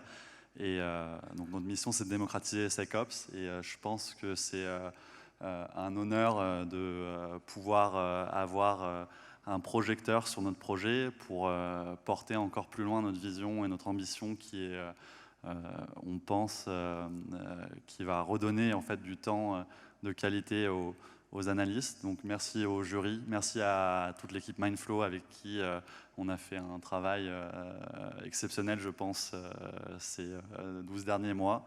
Donc l'aventure ne fait que commencer et on sera ravis de vous voir tous au FIC l'année prochaine. Merci. Bravo.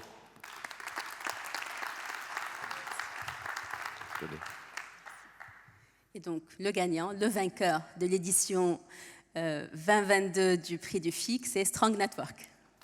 Bravo. Alors, merci beaucoup.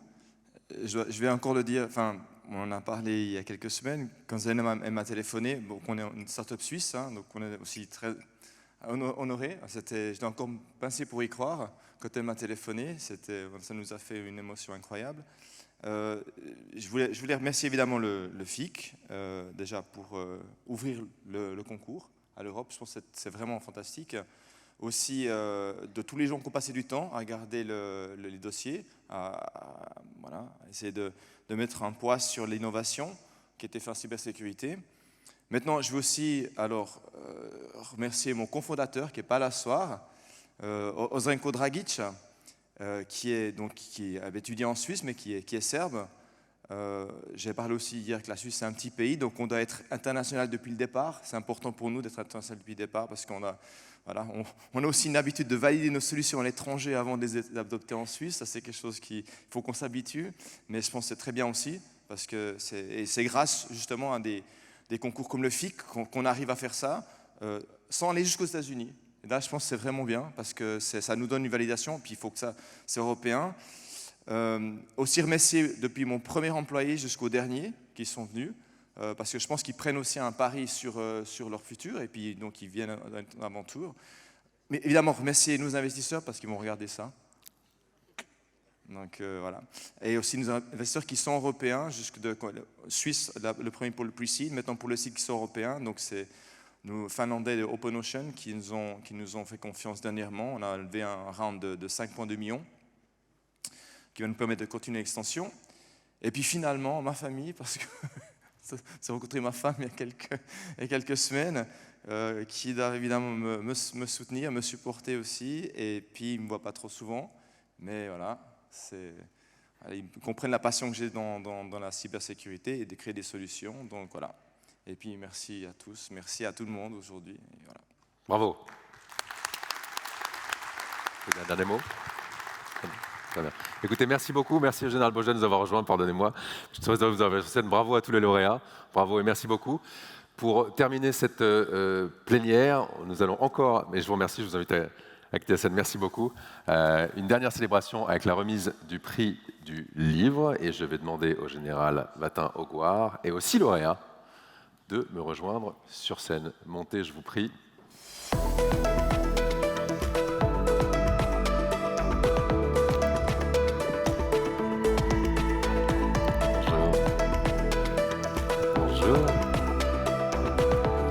Bonjour, venez, je vous en prie. Bonjour messieurs. Bonjour. Bravo, je vous donne un micro en général. Bonjour messieurs. Merci beaucoup. Eh bien écoutez, pour ce prix du jury du livre cyber FIC 2022, je vais laisser la parole à la présidente du jury, Corinne Tirache, et vous dire que nous avons une cuvée particulièrement exceptionnelle. J'accueille 2 autres membres du jury, Denis Fortier et Jacques Hébrard. Et donc, Madame la Présidente, à vous, en quelques mots, de nous dire ce que vous avez pensé de cette cuvée 2022. Merci, mon général. général. Bon, bonsoir à tous. Écoutez, vous les voyez, ils sont tous beaux, ils ont l'air d'être en forme. Il y a quand même souriant, il y a quand même une femme, donc merci d'être présente. Moi, vous voyez, j'ai pris le choix d'être très visible avec du vert. Donc couleur de l'espérance, donc on en a besoin dans ce monde qui est de plus en plus inquiétant. En tout cas, dans ce monde de plus en plus inquiétant, heureusement, on peut avoir de l'espoir grâce à vos ouvrages, puisque vous nous permettez de décrypter encore de mieux en mieux ce qui est d'avoir un peu une vision long-termiste et pas à court terme. Et nous avons eu, je crois, 25 ouvrages, donc il a été difficile de vous départir parce qu'il a bien fallu faire un choix. Et comme à chaque fois, puisque j'ai l'honneur de présider ce jury, je crois la 3e édition, on a pu décider, délibérer tous ensemble. Donc merci à mes colistiers, Denis et Jacques, avec une certaine unanimité sur chacun d'entre vous. Et je voulais aussi quand même dire bravo à tous ceux qui malheureusement n'ont pas eu un prix, parce qu'encore une fois, il a fallu sélectionner. Mais on avait vraiment, pour répondre à ta question, une super cuvée pour l'année 2022. Donc bravo aux auteurs et bravo aux maisons d'édition qui vous permettent de publier, ce qui est quand même aussi un grand privilège. Donc on va remettre les prix. Donc on va se répartir. Le prix cybersécurité. Alors le prix cybersécurité. Merci d'avancer les slides, voilà. À Xavier Leonetti aux éditions PUF, et nous le remettons à Monsieur Melka qui, Xavier est en train de négocier la fin de la PFUE. C'est la raison pour laquelle il n'est pas parmi nous. En tout cas, merci, vous le direz combien son livre est important. Et si vous voulez dire un mot. Non. Je vous remercie. Alors je parle effectivement au nom de Xavier Leonetti, juste pour dire à quel point il était touché, très honoré de ce prix. Et ça représente pour lui à la fois une consécration, parce que le FIC, c'est vraiment un événement très important et c'est vraiment une reconnaissance publique, et en même temps une confirmation de nos actions, et ça nous encourage à poursuivre derrière, à transmettre le savoir, et c'est très important pour nous. Bravo. Merci. Alors, le suivant, c'est le prix Cyberdéfense, grand classique. Donc, nous avons remis ce prix Cyberdéfense sous la direction de Sébastien Yves Laurent. Alors, je ne sais pas si M. Laurent est là. Il est là. Bravo, félicitations. Conflits, crimes et régulations dans le cyberespace, c'est éminemment d'actualité. Je vous encourage à lire ce livre. Voilà, chaque jour que le temps passe, on voit que cette notion de cyberdéfense est assez fondamentale. Merci beaucoup pour m'avoir remis ce prix. Je suis très honoré. C'est un très beau prix, le prix du FIC. Je voudrais remercier rapidement, parce que les meilleurs discours sont les discours qui sont les plus courts, surtout que j'ai d'autres camarades derrière moi. Je voudrais remercier les auteurs qui m'ont accompagné. J'ai réuni des juristes, des politologues, des sociologues français et nord-américains.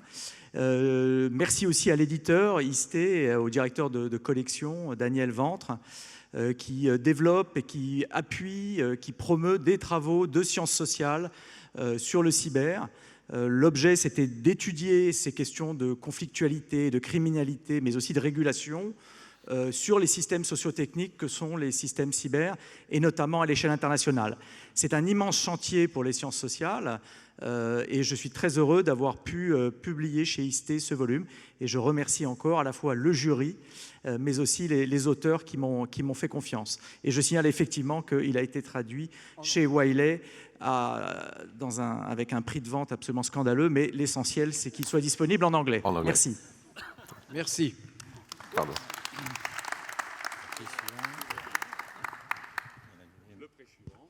Voilà, la recherche universitaire. Attends, excuse-moi, c'est celui que tu as ? Il est ici. Il est ici. À Jean-Gabriel Ganassia. À Jean-Gabriel Ganassia, l'heureux élu. Ah bah, bravo. Alors, le prix recherche universitaire, comme son nom l'indique, c'est un prix où on félicite, on couronne le travail de recherche. Et surtout, on a plusieurs types d'ouvrages, et celui-ci, malgré sa technicité et sa richesse, se lit quand même très aisément, donc bravo. Parce qu'encore faut-il écrire, mais surtout remplir son objectif, c'est d'être lu. Donc vous avez réussi à faire les deux. Bravo. Merci, je suis extrêmement honoré. Ce que vous venez de dire me touche d'autant plus, puisque, comme vous l'avez dit, c'est un travail assez long de réflexion sur les effets du numérique. Je suis chercheur en intelligence artificielle, mais j'ai aussi une formation de philosophe, j'allais dire missionnaire, puisque je l'ai faite en cachette de mes parents qui trouvaient que ça n'était pas sérieux, mais qui aujourd'hui, je pense, est absolument essentiel pour approcher ce monde nouveau.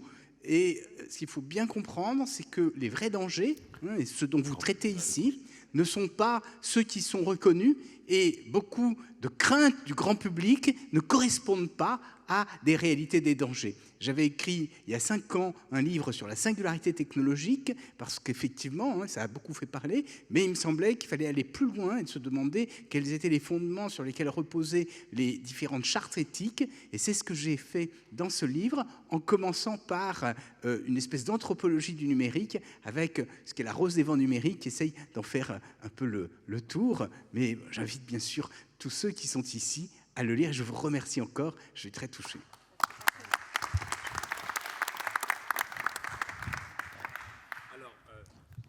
Tenez. Aurélie Jean est désolée, elle ne peut pas être là. Nous lui remettrons le prix plus tard. C'est quand même une des grandes spécialistes de l'intelligence artificielle sur son livre « Les algorithmes font-ils la loi ?» aux éditions de l'Observatoire. Slide suivante, s'il vous plaît. Et nous passons à Laurane Raymondeau, qui, je dirais, récidive, au sens non pas pénal du terme, mais parce qu'elle vient de publier avec d'autres auteurs un ouvrage sur la gestion de la crise cyber. Et donc, là, vous allez recevoir le prix. On l'a appelé guide pratique parce que vraiment c'était une manière de mettre au public, devant le public, des connaissances d'une manière simple. Voilà. Voilà. C'est d'ailleurs ce qui nous a poussé à le choisir, parce qu'il était vraiment pratique et qu'on a trouvé qu'il pouvait toucher un large public. Voilà. Donc merci pour cet ouvrage et puis toutes mes félicitations. Merci beaucoup.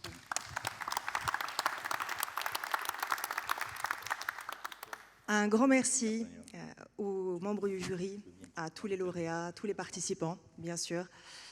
Alors, c'est vrai que parfois, on me demande si je ressens de la fierté quand je reçois un prix. Je suis navrée, la réponse est non, parce qu'il y a énormément de brillants auteurs qui pourraient être ici, mais ils ont dû départager. Alors, ce que je ressens, c'est de la reconnaissance, une reconnaissance profonde pour ce coup de projecteur sur la sensibilisation. Je ne suis pas une experte. Je laisse le soin à des personnes plus brillantes que moi de l'être. Par contre, ce que je veux être, c'est un pont entre les experts et le grand public, et aussi principalement mes étudiants, à qui je dois tout. Merci. Bravo.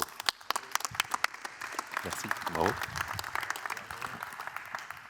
Voilà. Donc moi, j'ai le plaisir de remettre l'ouvrage collectif à l'équipe de Damien Bancal. Alors j'ai d'autant plus de plaisir que nous avons eu l'occasion de travailler quand je commandais la zone Nord il y a quelques années, et qu'effectivement je sais qu'il y a une implication forte, et cet ouvrage traduit bien l'investissement et la participation dans le domaine de la recherche concernant la cyber. Merci. Voilà. Merci, je remercie toute l'équipe, et surtout ce livre, c'est cette bande de copains. Alors en fait, c'est un livre qui a été écrit avec 72 doigts. Je vous laisse réfléchir à combien nous sommes. Hein. Alors on a des avocats, on a des spécialistes en informatique, on a des communicants, je ne vous dirai pas qui il est. C'est quelque chose qui nous tient à cœur parce qu'on a une bande de copains qui aiment partager. Et merci au jury, merci déjà de l'avoir choisi. Et puis nous, notre mission depuis le début, c'est la 6e édition, c'est de vouloir partager dans un état d'esprit d'ethical hacking, en gros comprendre comment fonctionnent les pirates pour mieux s'en protéger. Et donc, mais là voilà, on a plus de 800 ans de cerveau là, hein, soyons très clairs, et certains sont pourtant très âgés. Voilà, en tout cas un énorme merci. C'est un travail collectif. Bravo. Bravo. Bien, écoutez, merci. Pour terminer, nous avons le jury, hein, moi je ne suis pas membre du jury, a souhaité remettre un trophée à l'éditeur East pour la diversité. Ah ben pardon, excusez-moi, je ne vous ai pas vu. Pour la diversité et la cohérence de tous les ouvrages que vous avez présentés à ce prix du livre cyber. Et pour nous, c'est très important. D'ailleurs, je le dis, tous celles et tous ceux d'entre vous qui vont écrire, qui ont déjà publié depuis le 31 mars et qui vont publier jusqu'au on va dire jusqu'au 31 décembre, 1er janvier 2022, eh bien, seront bienvenus pour le prix du Lucybert 2023. Cher ami, pardonnez-moi, je ne vous avais pas vu, et donc non, je vous en prie. Je vous laisse la parole. Non, je vous remercie, étant donné que les prix pour les éditeurs sont devenus très très rares. Donc je vous remercie doublement pour ça. Ça nous touche vraiment à cœur, toute l'équipe éditoriale d'ISTE. Et puis, je toucherai un mot à mes collègues américains pour le prix de l'ouvrage qui semble être exorbitant. Voilà, mais je vous remercie encore, c'est très gentil à vous. Et, le livre papier n'est pas mort, n'est pas complètement mort. Voilà. Merci bravo. Beaucoup. Bravo, écoutez, merci beaucoup et bravo à tous les lauréats. Merci. Merci beaucoup, je vous invite à quitter la salle d'un côté ou de l'autre. Ceci vient conclure notre plénière aujourd'hui. Demain, 2 autres plénières thématiques que j'aurai le plaisir d'animer ici avec des invités de marque, Alex Berger, le producteur Alex Berger, qui produit le Bureau des légendes, que tout le monde connaît. Si vous ne le connaissez pas, je vous invite à le faire. Nous aurons aussi, qui nous rejoindra à distance, la data scientist et lanceuse d'alerte Frances Haugen, et puis l'explorateur Christian Clot. Cette plénière, vous pouvez la revoir. Tous les lauréats pourront revoir leur remise des prix, comme toutes les plénières, sur la chaîne YouTube InCyber, dont vous avez ici le détail. Je vous remercie. Je vous souhaite une excellente fin de journée et une excellente journée au FIC demain. J'espère vous retrouver. Merci beaucoup.